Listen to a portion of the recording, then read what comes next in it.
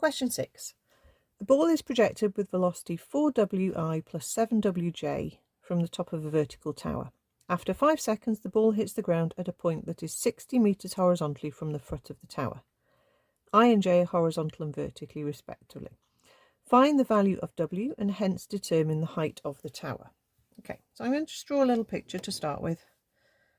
Okay, there's my tower. I don't know how tall it is yet. I know that it's being sent with a velocity of 4w horizontally and 7w vertically. So it's being basically sent in that direction. Okay, and what it will do as soon as you've let it go and as soon as you've thrown it, it's going to go up and then it's going to come down like that. Okay, so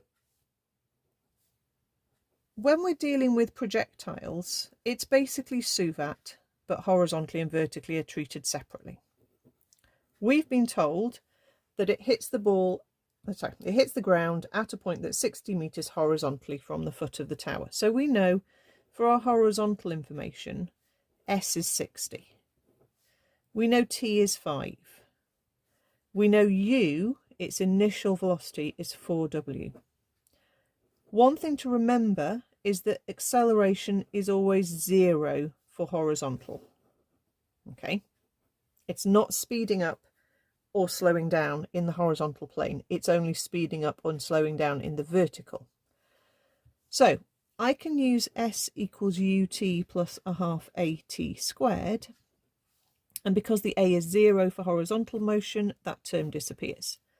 Effectively, this is like saying distance is velocity times time, but I'd rather you think of it as S equals ut plus a half at squared, and we just happen to have a is 0. Okay, so we've got 60 is 4w multiplied by 5. That gives us 60 over 20, which gives us w is 3.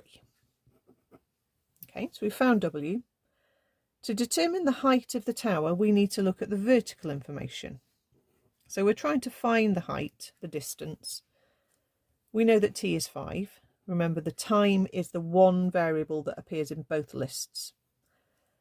The initial velocity is 7w, and because that's upwards, I'm going to take upwards as my positive direction. And we know w is 3, so that's 21 upwards. Now the acceleration is the acceleration of plus or minus 9.8. We're moving freely under gravity now, so we're going up and coming back down. You have to take a as minus 9.8 if you've chosen your upwards direction as positive, okay? Because then the signs will all work out. If your initial vertical velocity was downwards, you can take downwards as positive and use acceleration as positive 9.8, but that is not the case here. Okay, I also don't need to work out the sort of the highest point and then do a second calculation. The Suvat equations will work it all out in one go. Okay, I don't need the v because I'm not bothered about how fast it's going as it hits the ground at this point. Okay, so I can use S equals ut plus a half at squared again. This time I've got 21 times 5 plus a half times minus 9.8 times 5 squared. Let's see what this works out as. I'm expecting a negative s because my s is below my starting point.